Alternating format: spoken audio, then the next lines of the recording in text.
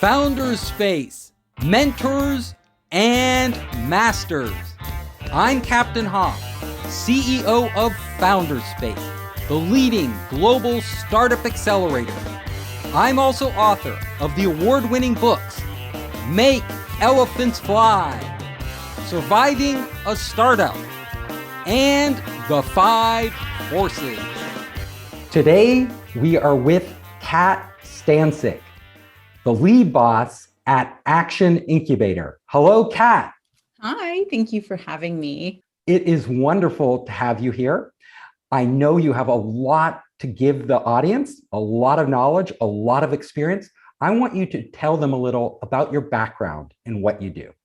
So basically, I'm known as the lead boss, and I support a lot of boutique consultancies and small businesses, entrepreneurs, right, who have a small team or a team of people who support them in being able to multiply their revenues over and over again so that they scale past 7 and beyond. Now, how I specifically do that is by helping them focus on their organic lead gen process so that they have the systems and processes to duplicate their revenue. Now, how I got here is I have a background in corporate. I used to work in a high-level consultant firm, one of the top in the nation. And basically, I followed the rainbow, and the pot of gold wasn't the one that I wanted, essentially. So I got my MBA, got the highfalutin consulting paying gig, doing lots of stuff, traveling, all this and everything. And it wasn't feeding my soul. And I realized that, along the way that the people who were being promoted, them of themselves were good people, but the life that they were living wasn't what I wanted to be. I didn't want to be working nights and evenings, weekends, holiday weekends. Just because there was a holiday didn't mean that I could put in extra billable hours, working on proposals, all that stuff.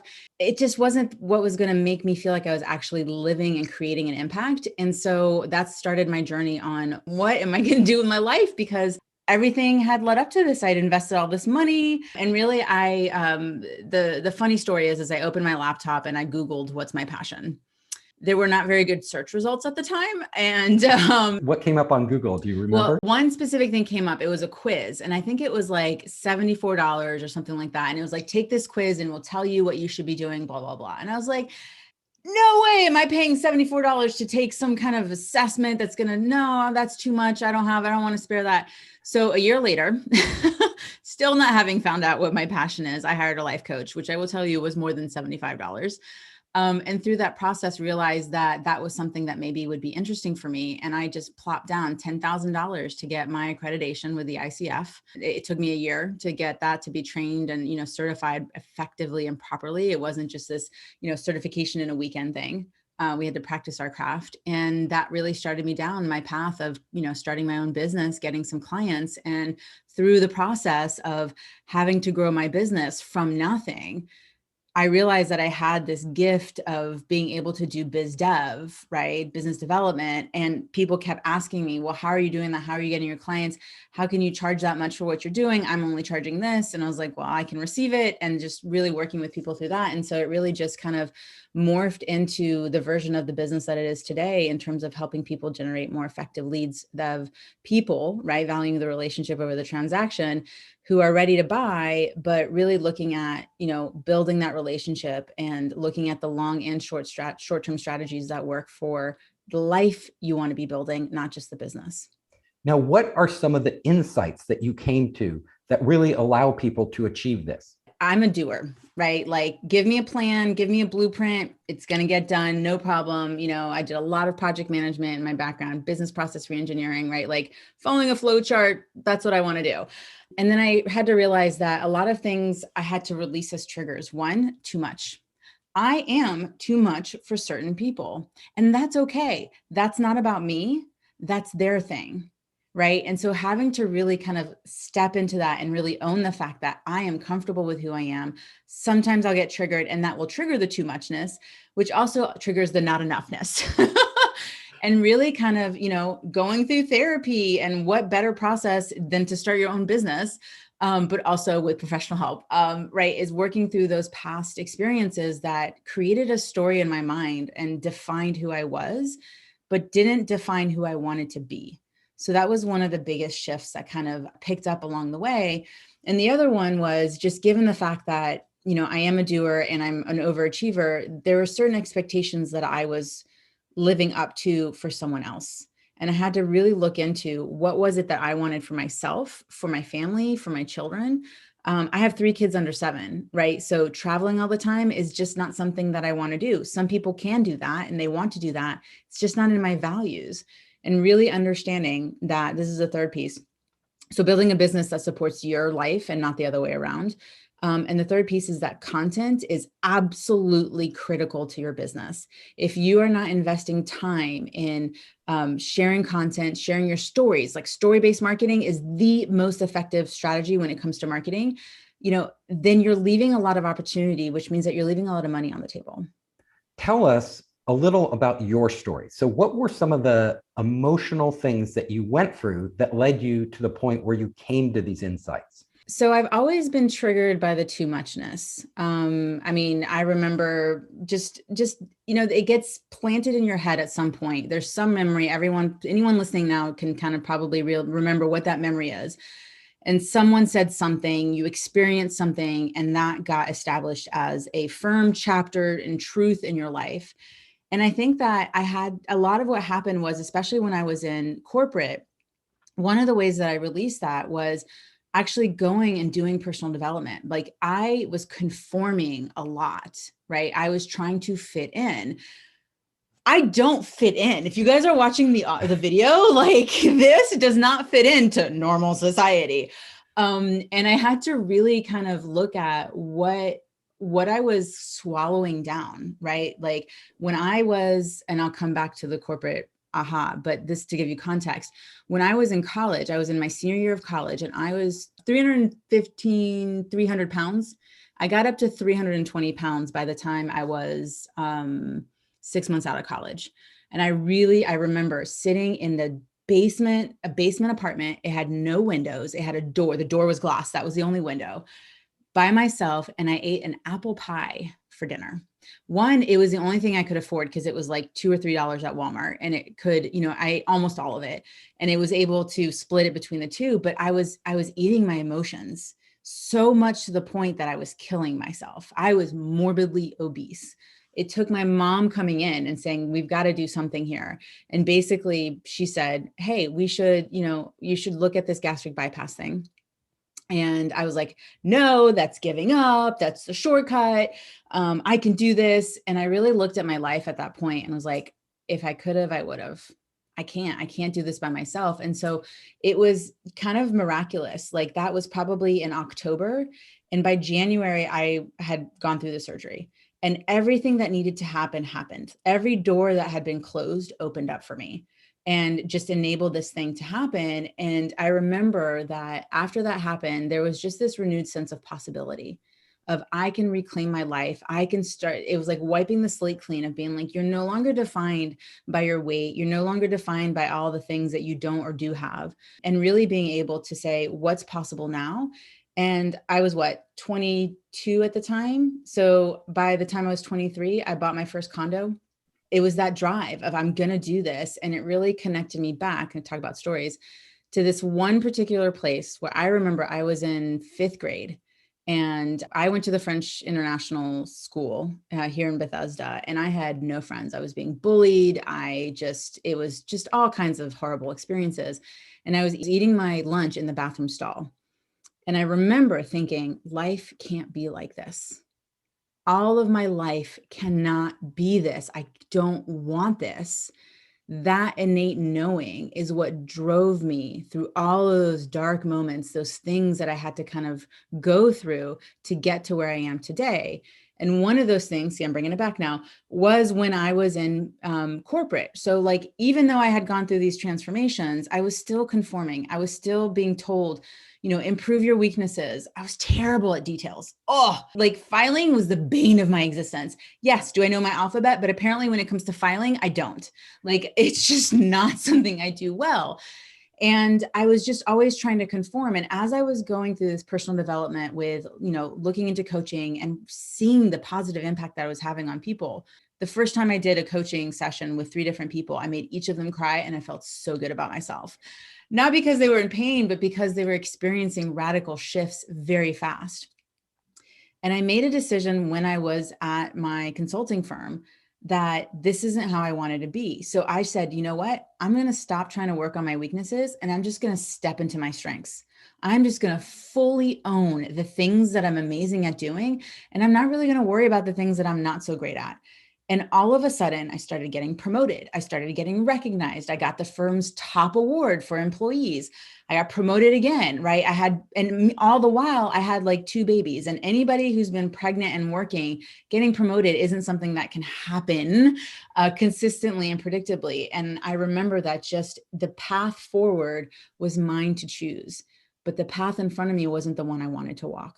And so that's where I came back to that decision of how do I create the impact, make the shift, and really start valuing myself as a human and how I can contribute to the world as a whole. You completely transformed yourself.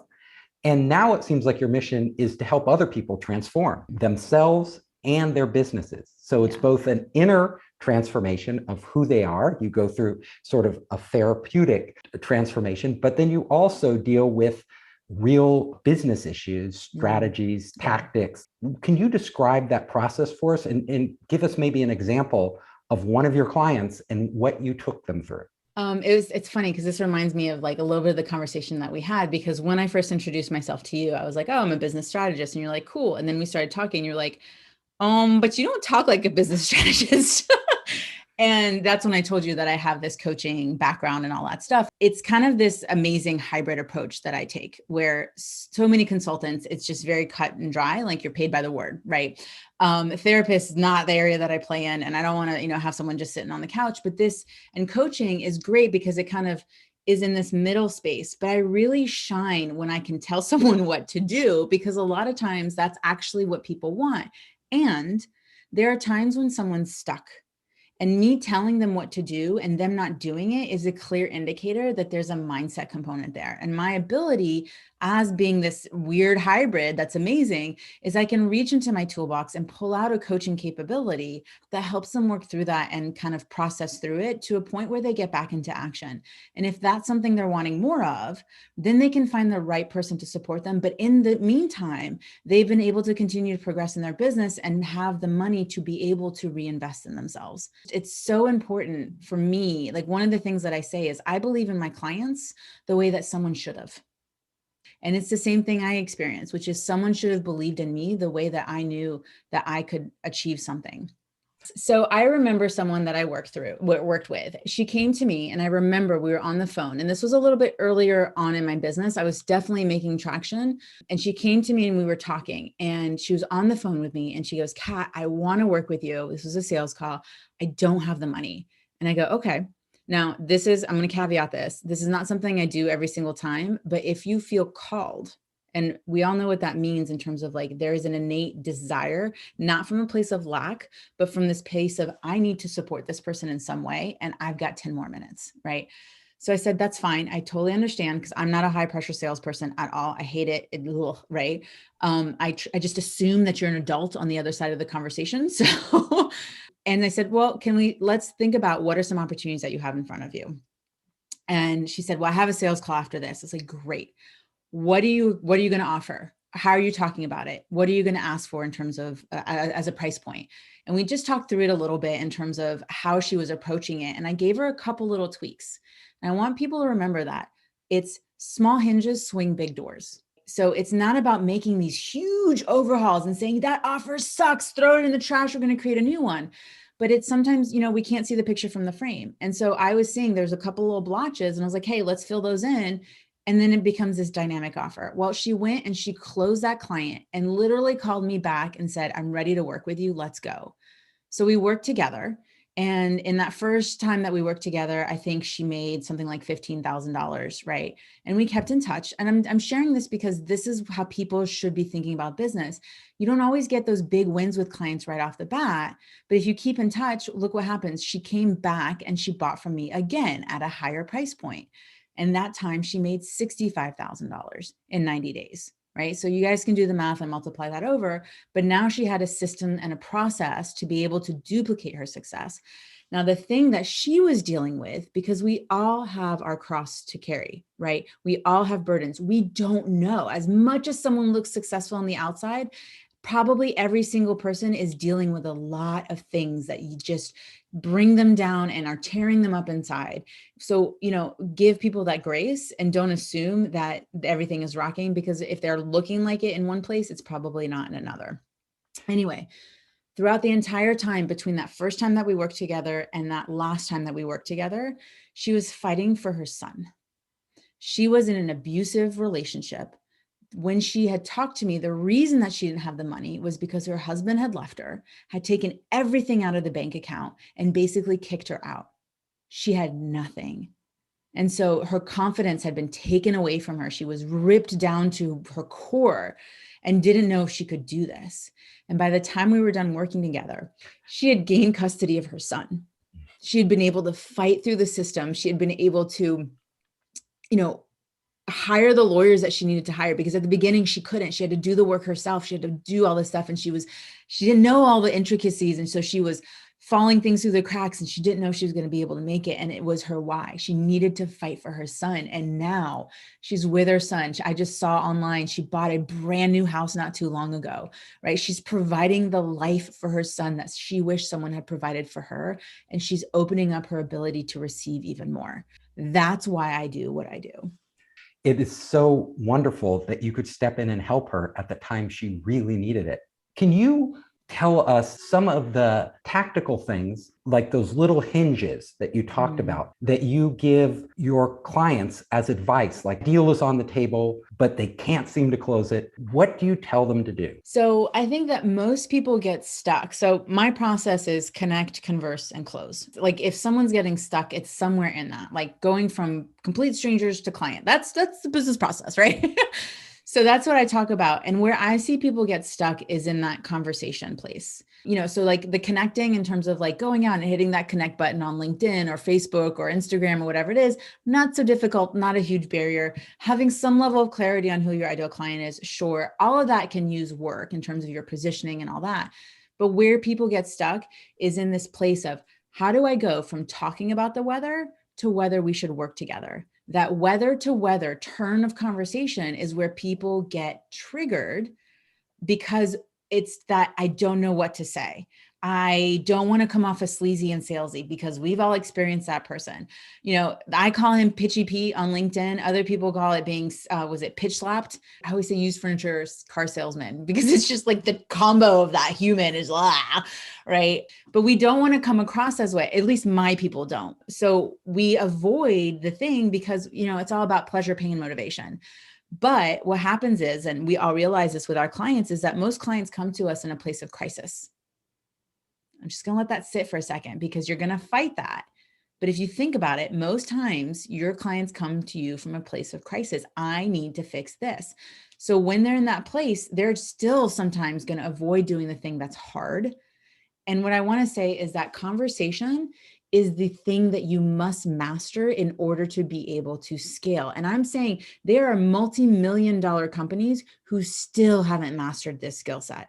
So if you're not there, it's okay. I'm going to use that line of, it's not your fault, because no one's talking about this. It's not about having the perfect sales funnel. It's not about having the sales script or having a sales page or the perfect webinar, whatever it is. At the end of the day, anybody who's buying a high ticket offer is getting on the phone. And if you can't have that conversation, you're leaving money on the table. The good news is that it's not this hidden thing that only certain people are born with. Yes. Do people have charisma? Yes. However, this is a skill set that you can learn. If you hate selling and being aggressive with selling, you can be hyper successful. If you love selling, then great, you probably need more leads. I talk about the fact that you can have the worst sales call ever. And the reason that I can talk about this is because I've done it. I've had the worst sales call where I have not followed the script. I have not done the, get them connected to their pain kind of thing. And it still closed because I had the right lead on the call, because I was very clear with who I was talking to and I qualified them through the conversation. I got curious. I talked about them. We are our own favorite topic of conversation. If you're struggling with having a conversation with someone, help them talk about themselves. They will be more than happy to engage. So this is that play in your business more, right? If things are feeling hard, it's because you're making it difficult. So stop and look at where you can infuse, like the joy and the play back in your business. If there's someone you're really wanting to work with and you don't know how to go and have the conversation, say that. Hey, you know what? I'm feeling really weird about this. Like, I'm trying to figure out how to have a conversation with you. I think you're really super awesome. Do you want to get on a call, like do a coffee chat? Are you okay with that? And if they say no, here's the other piece of advice that I give a lot of my clients. Stop taking it personally. It's a business decision. It's not personal. When you go to the grocery store and you don't buy every single bottle of ketchup, do you think the Heinz company is going, oh my God, they don't like me. I'm worthless. I'm not worth anything. I'm going to fail. No. What are they going to do? They're going to keep marketing. They're going to keep top of mind. And when you need ketchup, who are you going to buy from? That's the thing, is if someone says no, great. They've made a decision. But here's the thing, you had the opportunity to have the sales conversation. You had the opportunity to connect with that person. That means that the offer isn't off the table. It's just a not right now. So keep following up, right? Keep engaging with them. And eventually when they're ready, it's not about forcing someone to make a buying decision. It's about supporting them along the way so that when they get to a buying decision, you're the person that they consider buying from. And that's why, as part of the conversation, the other piece that people need to be focused on is your content. Your content is a way for you to have thousands of conversation without you ever having to get on the phone. It helps people understand who you are, what your values are. It's not necessarily the know, like, and trust. Yeah, that's kind of there, but they need to know who you are innately as a person. I tend to attract people that have some kind of time obligation, right? Because I have kids, people are like, well, if she has 3 kids under 7 and she's doing what she's doing, okay, she's going to understand, like, that me with my 1 kid, or me with my parent, or me with my 3 dogs, I'm going to be able to do this. So where are you creating that inspiration in your content, communicating your values, right? And it's not all about the Facebook facade of perfection, but of sharing some of the things that you're doing that are hard or that you failed at. Example, I'm running a Tough Mudder right now. So hopefully by the time this airs, I'm done and I've succeeded and I haven't quit, but I'm sharing my journey along the way because I hate running. I hate exercising. I hate sweating without permission. It's just not something I like to do. My extent of like walking is like walking to the couch and playing on playgrounds with my kids. Like, that's it. That's my comfort zone. I'm having to push myself beyond anything. And what I'm communicating and the underlying message that some people don't realize yet is your ability to succeed in business has everything to do with your mental dexterity. Can you keep going when everything in front of you seems impossible? That is great. And is that the reason you're doing the Tough Mudder? Because it seems impossible for you? It is. That is like, it's so like, one, it's mud. Like, it's not my thing. It's running. Horrible. It's obstacle courses. Like, I don't have upper body strength. Like for me, like fight or flight, it's possum. Like, I'm just laying on the floor pretending to play dead. Like, no, I can't run and I can't fight. So my middle option is playing possum. So like having to scale a 2-story or 3-story building up a ladder, right? Like having to like swim through an electrified mud pit. Like, why? Because I need to prove it to myself that I can do hard things. I have ample evidence that I've done hard things, but my ego needs more. I need something to focus on so that other things can be attractive to me, right? Like can be attracted to me. Like, the secondary reason is I've been wanting to get in better shape. I did a post about this and I wasn't doing it. It's that I could have again. And so I needed that external motivator, that external push to do the thing that I wasn't doing for myself. And so I created accountability. My friend asked me to join. Okay. I said, yes. Now I'm committed. I messed around for 8 weeks pretending to try to get in shape and it didn't happen. So then I bought a program that said, we're going to keep you in touch. We're going to tell you what to do each and every day. I looked at today. I almost screamed. I've done half of it. I have to do the other half because I needed to shower before this interview. Like right now, that's what I'm struggling with is, am I going to do that second half? Because I did the first half and I'm really focusing on keeping that intentionality because it demonstrates how you do anything is how you do everything. And I need to push myself beyond what I'm comfortable because this is about putting myself first. I can help more people when I prioritize me. And for me, that means being able to run better after my kids, right? I gotta catch them, right? Don't cross the road. But also being able to feel more confident as I come across as, like, there are areas that I'm not as confident in. And so being able to do that, that's like one of the ultimate attraction factors, is when you are hyper confident in all things. And so building that within myself, because here's at the end of the day, my valuation isn't based on two things. It's not based on how much I weigh, and it's not based on how much money I make. And so many people are driven by those two things. Let those things go and stand in your own self-worth, because that's when you're going to make multiple, like, leaps and bounds progressive. You're going to cover a lot of ground in your business and in your life. So what I'm getting from you is that remaking yourself, you don't do it once because you did it once. It's an ongoing process. And then number two is that you remake yourself by setting these goals and achieving them. And those goals, the goals you choose, are how you define yourself. And you want to choose goals that other people don't set for you. You want to choose goals that mean something to you. And just by reaching for those and making progress on those, suddenly that energizes you in all other parts of your life. Such a great recap, and I'm taking notes. Yeah. I mean, there's something really important about, it's why the coaching components kind of work. Everyone kind of has had to follow someone else's beat, right? Someone else's drum in terms of expectations and things like that. And we've accomplished those expectations and then really feel fulfilled.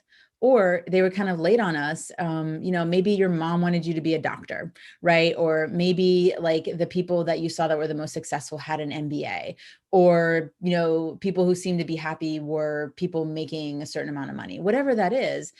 It's not something that's actually innately a drive. So you've got to figure out what is that thing that's going to make you happy.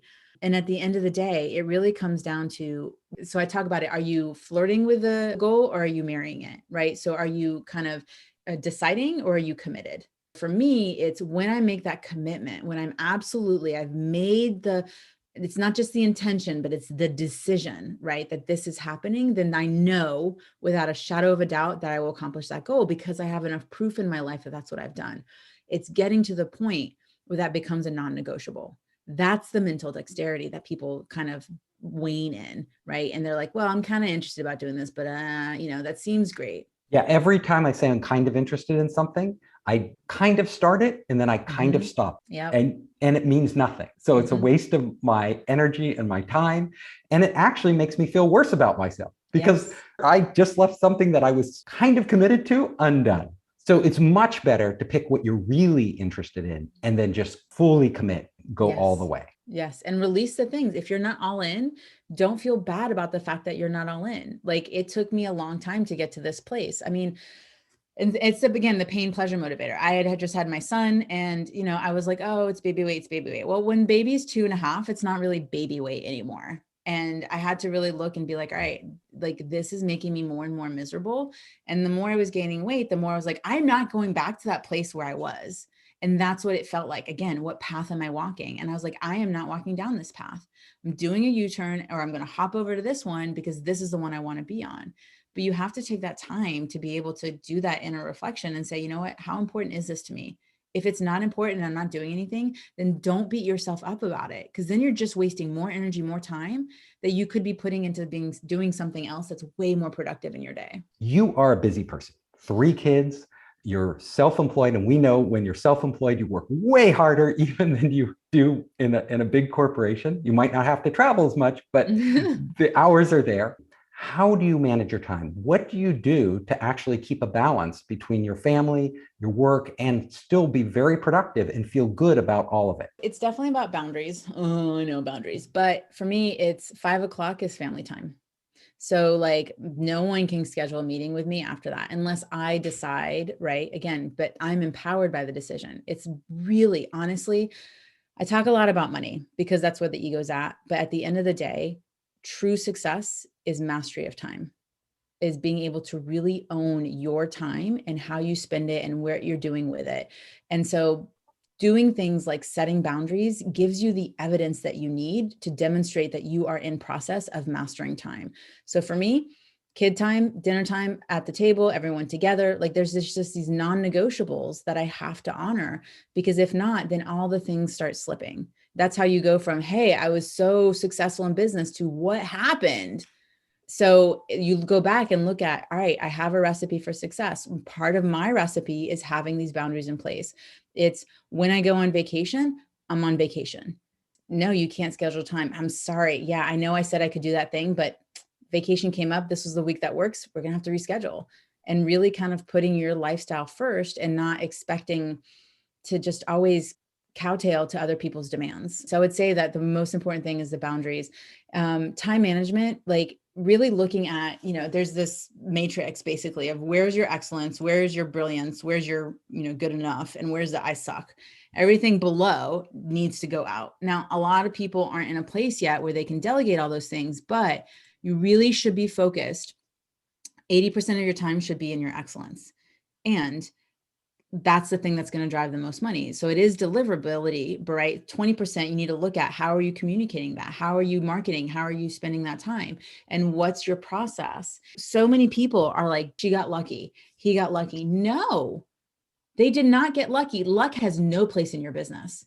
People who are successful are strategic. They have given everything. They are determined. They are fierce. They are going to do it. I was just telling someone a story about this like yesterday, which is, sometimes we go back and we watch these movies from like 10 years ago and we're like, oh yeah, I remember watching that in grade school or high school or whatever it is. You go back and you watch it and you realize that today's biggest stars are in the background of that movie. That blockbuster hit has today's stars in the background. Those guys, those women took jobs that were shitty. They were the backup. They were the crew. They were extras, but they kept at it until they got to the front of the screen. But so many people fall off between that process. So where are you on your journey? You don't know. It could be another month. It could be another 5 years. Just keep going, because it's inevitable if you keep doing the work. So when you get to the point where you keep doing the work, but you don't see progress, you don't see that you're actually moving forward, that's when people get depressed. What do you tell them at that point? I would look at what's not bringing them joy. I mean, you kind of Mary Kondo it a little bit and looking at, if you're not making progress, it's because you're not doing the thing that you should be. And you're probably getting involved in your business in a way that you don't belong. Meaning, I've seen this happen over and over again. CEOs, right? So they started as entrepreneurs, they grow their business, they become the CEO, and then they get to a comfortable place and they start self-sabotaging themselves. The reason is that most people have this, and I'm going to do it from a financial perspective, but people have this financial thermostat. It is set to a certain degree. So let's say you are comfortable making $250,000. You're making $250,000, and that is the most that you feel you can ever earn. What will happen is people operate within, it's a 10% rule. If you make 10% more than that, you're going to sabotage yourself to come down to 250. If you drop below 250, you're going to work that much harder to get back to it.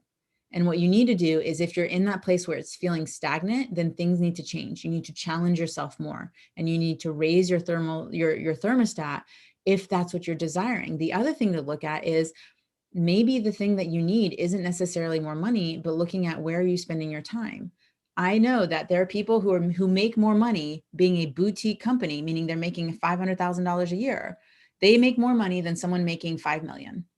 And the reason is that most of that money between that 500,000 and 5 million is going back out to employees and stuff like that. So if you're not driven by managing people, then look at the kind of business that you're trying to build and look at the kind of life you want to live instead.